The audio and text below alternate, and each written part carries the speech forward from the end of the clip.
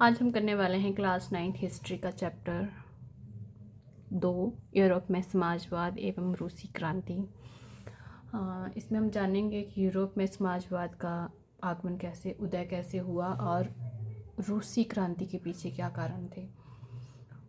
तो इससे पहले आपको थोड़ा सा मैं पीछे लेके चलती हूँ। फ्रांसीसी क्रांति के दौरान 1789 फ्रांसीसी क्रांति घटित हुई थी 1789 में। तो जैसा कि हमें पता ही है कि फ्रांसीसी क्रांति का जो रिज़ल्ट था वो विश्व को मिला था कुछ अधिकारों के रूप में, समानता, स्वतंत्रता और बंधुत्व की जो भावना है उसके रूप में। तो जब फ्रांसीसी क्रांति हुई थी तो लोगों को, यूरोप में जो लोग थे, यूरोप के साथ साथ जो एशिया में भी बहुत से लोग थे जो थिंकर्स थे, बुद्धिजीवी लोग थे, उनको लगा था कि समाज में जो परिवर्तन आया है वो ज़रूरी है समाज के विकास के लिए, उन्नति के लिए। तो इस तरह से यूरोप में लोगों के कुछ तबके बन गए थे, कुछ वर्ग बन गए थे, जिनमें कुछ लोग परिवर्तन के पक्ष में थे और कुछ लोग जो परिवर्तन थे उनके पक्ष में नहीं थे।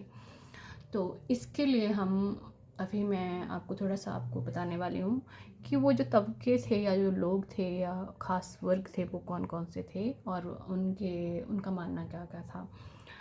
तो फ्रांस में जब चेंजेस आए थे सोसाइटी के अंदर, पहले 3 एस्टेट्स हुआ करते थे, जिनमें फर्स्ट एस्टेट जो था वो पादरी वर्ग था, दूसरा कुलीन और तीसरे में जो आम जनता थी, आम पब्लिक थी, वो आती थी।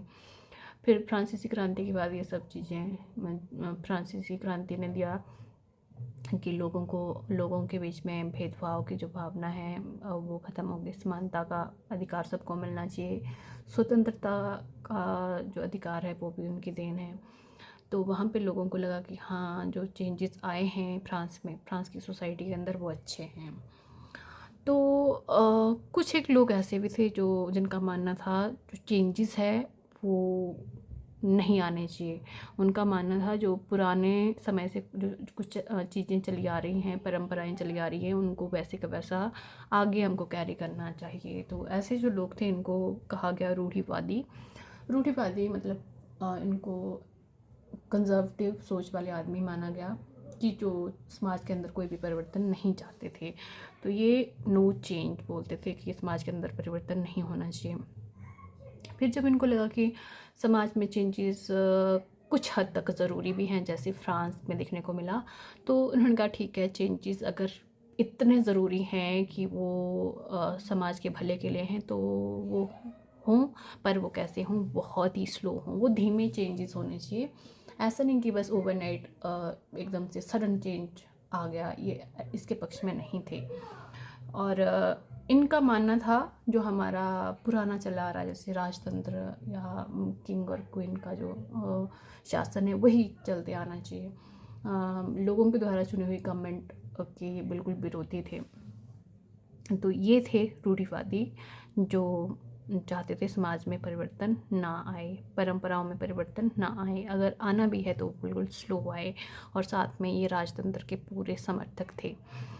परंतु कुछ लोग ऐसे भी थे जो चाहते थे समाज के अंदर चेंजेस आना बहुत ज़रूरी हैं। समाज में अगर समाज को तरक्की करनी है तो सोसाइटी में परिवर्तन ज़रूरी है।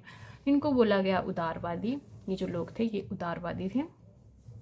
अब उदारवादी लोगों का पहला तो ये था कि यस वी नीड चेंज, सोसाइटी में चेंज होना चाहिए, वो चाहे कैसे भी हो, उतना स्लो भी नहीं होना चाहिए पर इतना ओवरनाइट भी नहीं होना चाहिए, पर हाँ कि कंस्टेंट जो चेंज है वो होते रहना चाहिए सोसाइटी के अंदर।